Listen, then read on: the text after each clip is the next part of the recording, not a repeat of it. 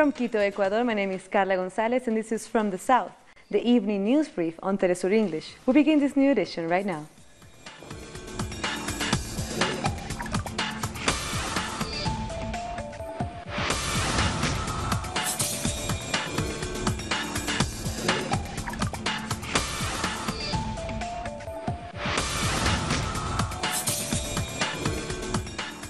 We begin with some news just coming out here in Ecuador. In the last hour, the National Court of Justice has sentenced the Vice President Jorge Glas to 6 years in prison for criminal association. Glas was accused of links to bribes paid by the Brazilian company Odebrecht in the country.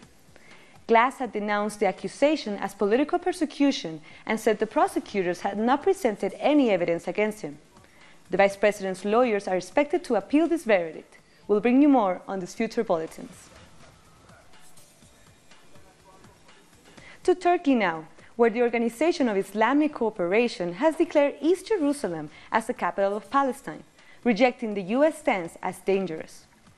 Attending an emergency summit called by the OIC, 57 Muslim leaders called on the world to recognize the Palestinian state with East Jerusalem as its capital. Addressing the meeting, the Turkish President Recep Tayyip Erdogan described Washington's decision as a reward for Israelis' quote, terror acts. Israel, which is guilty of occupation, blockade, illegal settlements, destruction of houses, displacement, seizing land and property, disproportional violence and murder, was rewarded for all the terror acts it committed with this decision. I invite all the countries backing international law and fairness to recognize Jerusalem as the occupied land of Palestine. We cannot be late anymore. The Palestinian President Mahmoud Abbas told the Muslim leaders that the U.S. decision to recognize Jerusalem as Israel's capital was a war crime, which showed that Washington should no longer play a role in Middle East peace talks. U.S. President Trump's recognition of Jerusalem as Israel's capital and the decision in order to move the U.S. Embassy to Jerusalem is a clear breach of international laws and signed agreements. With this, the United States has lost its capability to be a mediator and won't have a role in the political process. We will not accept anymore for it to have a role in the political process. It is biased to Israel. This is our stance, and we wish you support us in it. The Venezuelan President Nicolás Maduro was attending the OIC summit on behalf of 120 member states of the non-aligned movement. He joined those who are recognizing East Jerusalem as the capital of Palestine and reaffirmed the movement's support for the state of Palestine and the people. The non-aligned movement reaffirms its historical support and solidarity with the just fight of the Palestinian people, as well as its firm commitment to continue supporting its heroic people in its quest to achieve its inalienable rights and its legitimate national aspirations, including its right to self-determination, freedom and independence in the state of Palestine, with East Jerusalem as its capital, which is vital for the establishment of a just, integral and sustainable peace. Our correspondent in Caracas, Frederick Gillingham, has more on President Maduro and the Islamic summit taking place in Istanbul.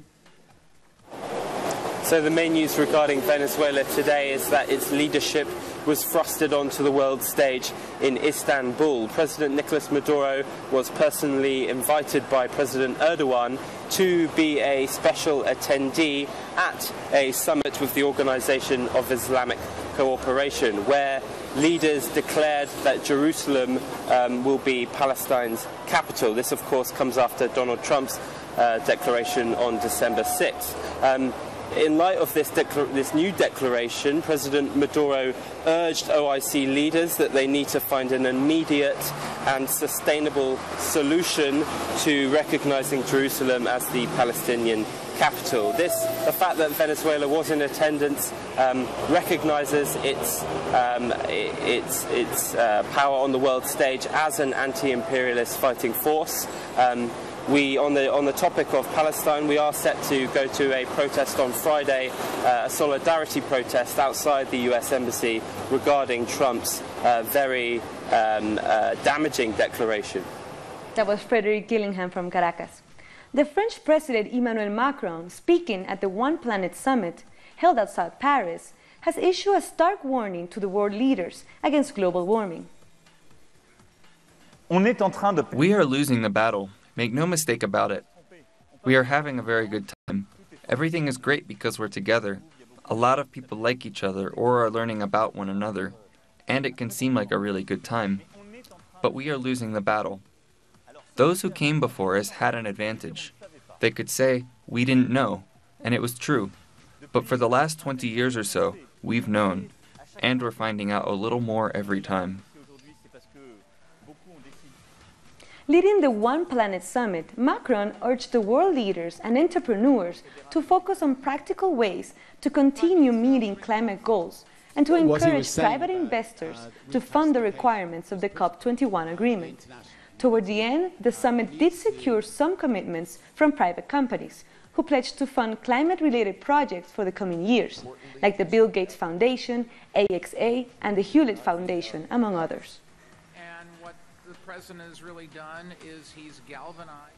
We spoke to Marc de Vertoy, the director of Papaboa Conservation in Trinidad and Tobago, for a Caribbean perspective on the Paris climate change in the summit. It is essential for our climate survival. It really is essential for the survival of our small islands that have so little resilience. We are not wealthy societies. We did not cause this climate emergency to start with, and we really need the help of the world to stop anthropogenic climate change. The reaction what is needed in the Caribbean is we are small islands. You take an island like Dominica that was hit tremendously hard recently. Basically all the infrastructure was wiped out. They lost about 3 years worth of GDP this year in these storms. It's unimaginable. In the Caribbean, we are small nations. We are quite often fragmented nations. We do not always coordinate well together. That is something that has to change. This is a global threat, and we have to tackle it globally, but we also have to tackle it regionally. Crimes against the environment are being incorporated into a new penal code in Bolivia. This could lead to imprisonment for up to 10 years for harm caused to Mother Earth. Our correspondent in La Paz has all the details. The damage humans can cause to Mother Earth and its inhabitants has become a criminal offense in Bolivia, according to the new penal code, which is currently in the process of legislative approval. Another crime that will be punishable as a criminal offense is circulating, transporting or keeping a deposit of radioactive materials or toxic waste that will threaten public health. The new penal code establishes various degrees of responsibility for individuals or entities that cause damage to the environment. So if the crime is committed with intent, punishment ranges from 5 to 10 years. Punishment for crimes without intent will range from 3 to 6 years. In the case of toxic waste or radioactive material, it's also between 5 and 10 years. Therefore, this is a modernization of the penal code. Up until now, protection of environment has come under a law that sets compensation as the only punishment. Integrating it into the penal code will allow for punitive measures. When the person causes irreversible environmental damage, which cannot be fixed and will be impossible to undo, the punishment is imprisonment for up to 10 years and a fine equivalent to 100% of the damage caused. The fine increases if the criminal offense causes the extinction of certain species. This initiative means changing the relationship between the law, human beings, and Mother Earth. With this new penal code, we will protect Mother Earth and all living things, giving them rights. We are moving from an anthropocentric approach to criminal justice, where only humans are the subjects of punishments and protection, to a logic elemental protection of the environment. Over 40 years ago, the UN established April 22 as Earth Day. Since 2009, thanks to President Evo Morales, the word Mother was added to Earth Day. The word Mother was added to Earth Day. Bolivia has also promoted a Declaration of Rights for Mother Earth, similar to the Declaration of Human Rights. More news in a minute. Stay with us.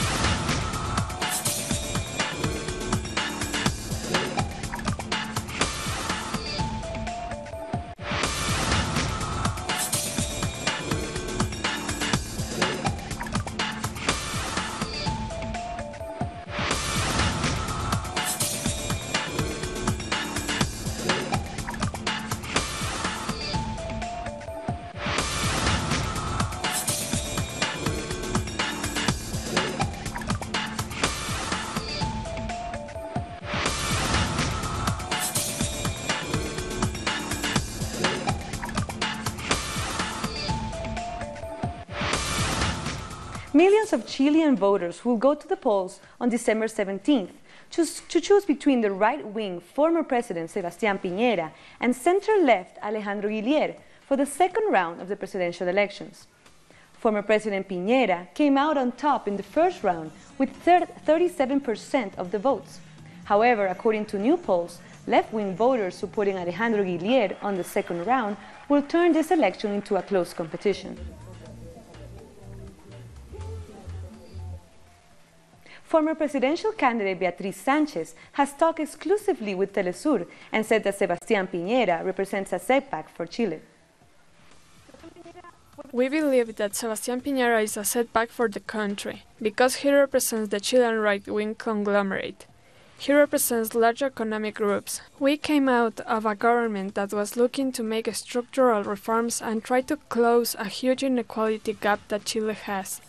Sebastián Piñera said that he wants to stop these reforms. Our correspondent Paola Dragnich has more details on the last days of the campaign in Chile.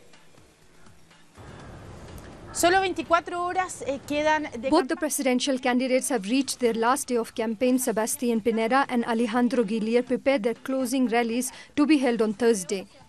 Tomorrow, during the afternoon, Sebastián Piñera is closing his campaign at Copulican Theatre, and Alejandro Guillier will do it just in front of Palacio de la Moneda, with the presence of former Uruguay's president, José Pepe Mujica. These last days of the campaign will be very intense as the candidates prepare to face the final results of this coming Sunday.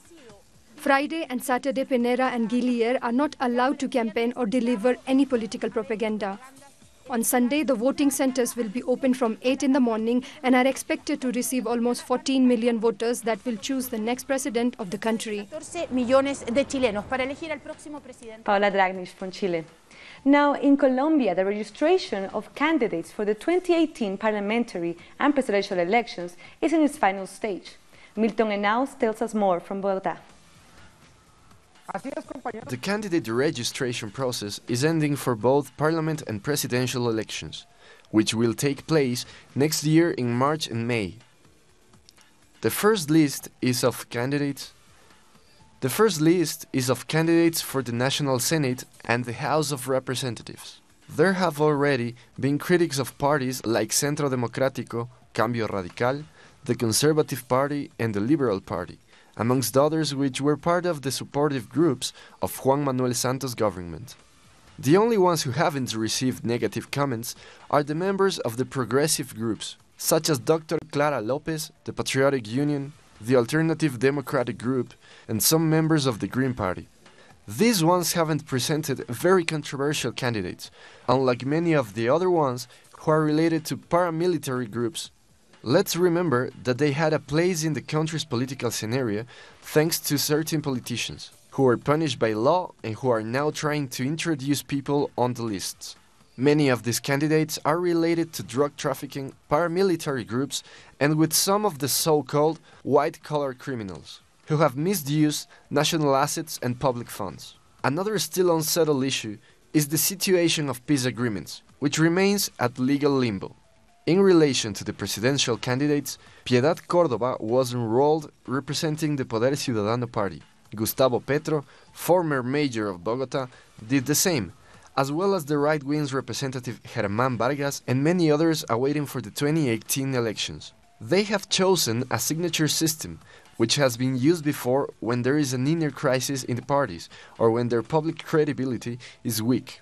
The only exception to this is Piedad Córdoba, who didn't belong to a party but decided to follow the system and enroll as Poder Ciudadano's representative. This is all the information we can share until now. Milton Henao from Colombia.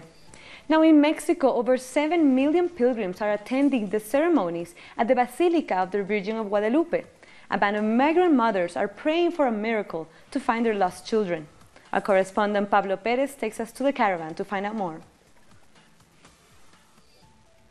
So the movement of migrant mothers is here in Mexico. They will be taking a caravan all over the country for over 4,000 kilometers in different states looking for their sons, migrants that got lost or disappeared on their way to the Mexican-US border. This is a very special problematic because, as we know, there are over 30,000 disappearances in Mexico over the last 10 years, and the number could go up to 60,000 because of the non-denounced cases. But in the case of migrants, we don't have any clue because as their entrance to the country is not registered and their disappearances are not denounced, it goes in a gray area, and it's impossible to determine how many of them got lost on the way, which is something that the movement for Mesoamerican migrants, it's working for the Mexican law for the Mexican authorities to enforce, to somehow get some control, because they are not illegal here in Mexico. They are just transiting on the way to the border. This is the information here from Mexico. We go back to you. Pablo Perez from Mexico City. Now, Mexican front-runner for next year's election, Andrés Manuel López Obrador, formalized his bid for the presidency and promised his government will work only for the people. López Obrador said that he will give Mexico access to a better economy, security and education by working on social programs for the poorest without new taxes or higher debt levels. Para promover el desarrollo en todo el territorio nacional. To promote development throughout the national territory and in order to be able to face vulnerability, challenges like earthquakes, violence, insecurity, and problems of water supply, and other services, the federal government will be decentralized. Nicaragua will invest more than $400 million in the education sector in 2018. With this budget, Daniel Ortega's government is planning to build more schools in rural and urban areas of the country. The budget also includes an investment of $500 million in the health sector, which aims to increase the number of hospitals around the country. President Ortega's social measures are one of the pillars of his government.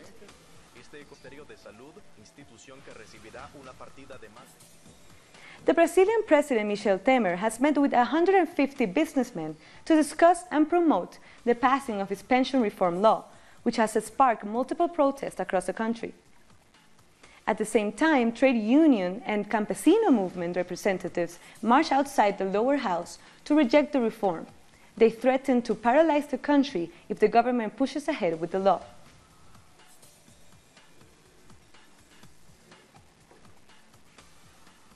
More than 100 social and political organizations in Ecuador have registered to participate in the referendum proposed by President Lenín Moreno. País Alliance, the Creando Oportunidades movement, and Unidad Popular were already accepted by the National Electoral Council this past week and will be allowed to officially campaign. Ecuador will vote in this referendum which includes 7 questions raised by President Moreno this coming February 4th. We are reviewing every document we get, and we are verifying if everything complies with the requirements of the National Electoral Council. That way we can make a decision about the registration of the organizations. Over 100,000 Peruvians are unemployed because Odebrecht projects are being stalled. According to the Civil Workers Union, that number will double if the Peruvian construction companies that are also accused of corruption intervene. There is only enough money for a single quick meal. Alberto has been unemployed for almost a year since the construction project where he was working was intervened because Odebrecht was the company in charge. Odebrecht was accused of corruption for bribing several Peruvian authorities. It doesn't matter if businessmen steal. If they are in jail, they will always have money. Meanwhile, us, the people who live out of their salaries and don't have a steady job, how are we going to live? We're trying to survive selling candies or anything that we can. This is the situation for 100,000 workers, and this number could rise to at least 200,000 in the case of a possible intervention by the Peruvian construction companies Graña and Montero. JJ Comet and the ICC-GCA are both accused of bribing former President Toledo to obtain state contracts together with Odebrecht. Those projects are well handled. They shouldn't be stopped. We don't have anything. Our children ask us for food. They are starving, and those responsible go to jail. But it is a golden jail. Christmas is coming, and right now, many construction projects are being stalled. So now, we're just surviving. Construction workers demand that the government and the legislative authorities take actions to make sure that the resources go first to pay the salaries of the workers, and also to avoid stalling construction work when they sanction the corrupt. The chain of payments are broken because workers are not getting paid, so the contractors and the material providers don't get paid either. They are all forgotten. Civil construction leaders also point out that the inability of Kaczynski's government to come up with big projects is also the cause of growing unemployment in the area. We'll be back very soon. Stay with us.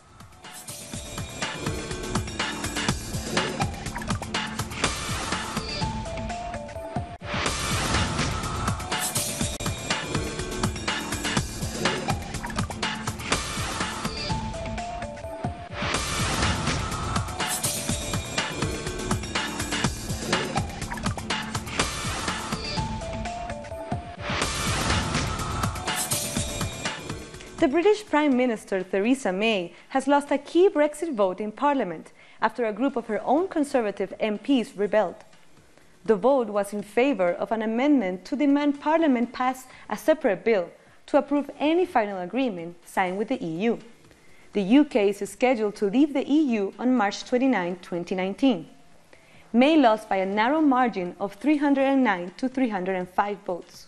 It's a serious blow for the government on the eve of a crucial EU summit. Forward a withdrawal agreement and amendment. I'm sure you want to hear the result to make sure it is correct. The ayes to the right, 309. The noes to the left, 305. The ayes have it, the ayes have it. Unlock! Now to the United States, where Democrat Doug Jones has narrowly defeated Republican Roy Moore in Alabama's special Senate election. Jones, a former U.S. attorney, is the first Democrat to be elected to the United States Senate in Alabama in 25 years. However, up to late Tuesday night, his opponent Moore refused to concede the vote, hinting at a recount. Earlier, we spoke to our correspondent in Washington, D.C., Jorge Glas, about the implications of this election and what it may mean for the Trump administration. It's very interesting is that the vote has been absolutely precise and clear. The vote that brought Doug Jones to the winning line was mostly black women, mostly women living in the suburbs, and mostly more participation of Democrats and also Republicans, that they were voting against the policies that were represented by Roy Moore, that were talking about racism, homophobia, we're talking about pedophilia. So all those quote-unquote values that he embraced and was endorsed by Trump received astounding rejection. The Havana International Latin American Film Festival has been a cultural and artistic landmark for decades. Let's learn more about this event, which is now underway for the 39th year running. Once again, Havana is like a great movie. People discussing scripts, lights, cinematography, sound or acting. The Cuban capital is, during 10 days, the center of the new Latin American cinema. Audiences jump from room to room, using the best of their time to see as many films as possible. I just saw the movie, El Cigala. It's very beautiful, very pretty. And other people are debating about other Latin American and foreign movies, so this becomes a cultural and social event in which people debate, talk and critique.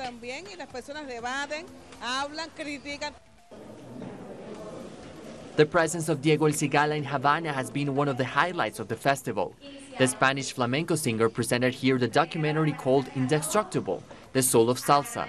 The production shows a journey through the history of this musical genre that started in Cuba and then included regions like Colombia, New York, Puerto Rico, the Dominican Republic and Miami. Lo bueno que tiene esto de la salsa y de haber podido hacer esa elección. What's great about salsa is to have been able to make that selection from Héctor Orcheo Feliciano.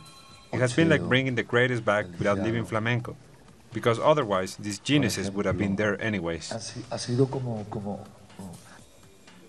For Colombian filmmaker Jaime Osorio, one of the features of this event is that movies go over the conflicts and concerns of Latin American people. He came to the festival to present his film Seven Heads, a movie he defines as full of tension and dark as he reflects on human violence. Ser cineasta latinoamericano implica una responsabilidad, y esa responsabilidad es hablar sobre lo que sucede. Being a Latin American filmmaker implies a responsibility, and that responsibility is to talk about what's happening in our countries. The most unequal, violent and contaminated. When you have the opportunity to make a film, well, it's a microphone to talk to those who have to make decisions, assuming this with great responsibility. This film, called The Fourth Company, is among the most acclaimed by audiences. The feature took 10 years to film and had as subject the real prisons in Mexico. It has 20 nominations from the Mexican Academy of Sciences and Art. Through fiction and investigation, the documentary is a critical look at the Mexican penitentiary system.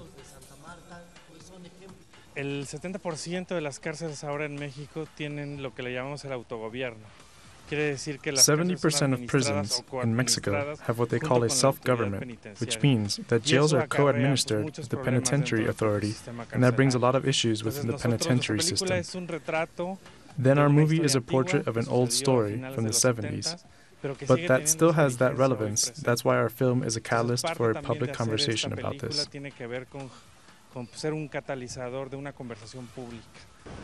The Latin American countries with the biggest presence in this film festival are Argentina, Mexico, Cuba, Brazil and Chile. This year, 19 fiction features, 18 first words and 23 documentaries will compete for the Coral Award, among other genres. And we've come to the end of this evening news brief. This and many other stories, you can find them on our website at telesurtv.net/English.